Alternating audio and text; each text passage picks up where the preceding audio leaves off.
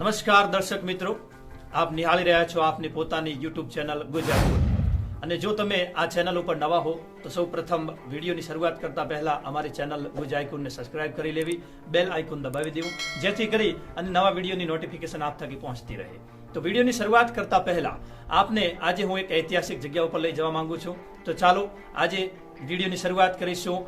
જે નવીન બોર્ડર બની છે ભારત પાક, જે આંતરરાષ્ટ્રીય બોર્ડર એટલે કે ભારત પાકિસ્તાનની વાઘા બોર્ડર જેવી જ એક સુંદર મજાની બોર્ડર એટલે સરહદી વિસ્તાર વાવ સુઈગામ તાલુકાની નજીકમાં 30 કિલોમીટરની દૂરી ઉપર ભારત પાકિસ્તાનની એક સુંદર મજાની બોર્ડર આવેલી છે. તો વિડીયોની શરૂઆત કરતા પહેલા સૌ પ્રથમ જ્યારે આપણે ત્યાં પ્રવેશીએ છીએ ત્યારે એ જગ્યા ઉપર ભારત પાકિસ્તાનની બોર્ડર 20-25 કિલોમીટર પહેલા એક સુંદર મજાનું સ્ટ્રક્ચર તૈયાર કરવામાં આવે છે. હાલમાં જ ભાજપા સરકારે 125 કરોડના ખર્ચે ત્યાં આગળ વિવિધ બિલ્ડિંગો અને વિવિધ બાળકો માટે રમવાલાયક સ્થળો તથા ગાર્ડન બગીચાની ઉપલબ્ધિ રણમાં કરાવી છે. તો આ ખરેખર એક સુંદર મજાનું 125 કરોડના ખર્ચે બનેલું સ્ટ્રક્ચર. શું છે સ્ટ્રક્ચર? આ સ્ટ્રક્ચરમાં આપને સૈનિકોની યાદ, જે સૈનિકો ખુમારી સાથે લડ્યા, જે સૈનિકોએ દેશ માટે બલિદાન આપ્યું, જે સૈનિકો શહીદ થયા, એ સૈનિકોના સ્મારક, એ સૈનિકો સાથે જોડાયેલી સ્ટોરી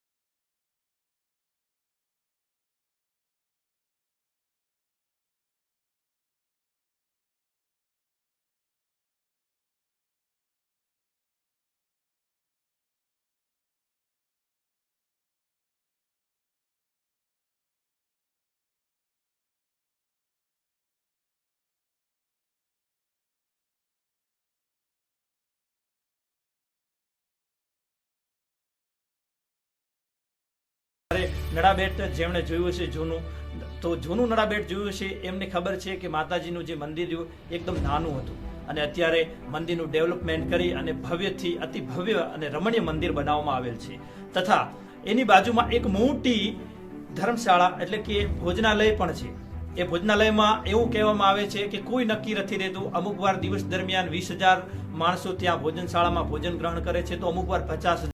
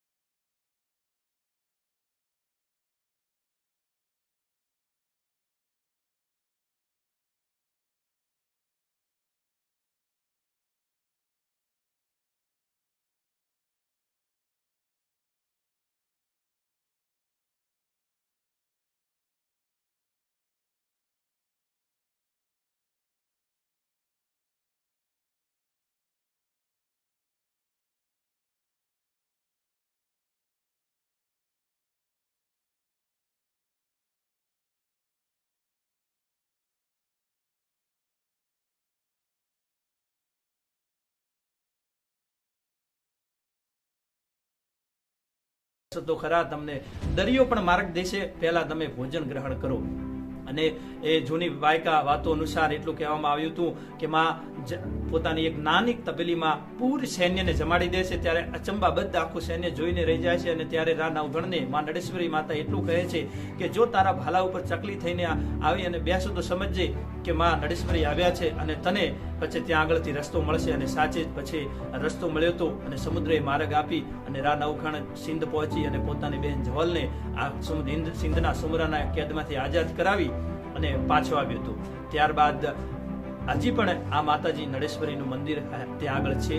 ત્યાં આગળ લાખોની સંખ્યામાં શ્રદ્ધાળુઓ આવે છે અને માતાજીની અર્ચના પૂજા કરે છે તથા માતાજીના દર્શનાર્થ સાથે સાથે 0 પોઈન્ટ બોર્ડરની પણ દર્શનાર્થ કરે છે. ચૈત્ર સુદ 9નો માં નડેશ્વરીએ મોટામાં મોટો મેળો ભરાય છે.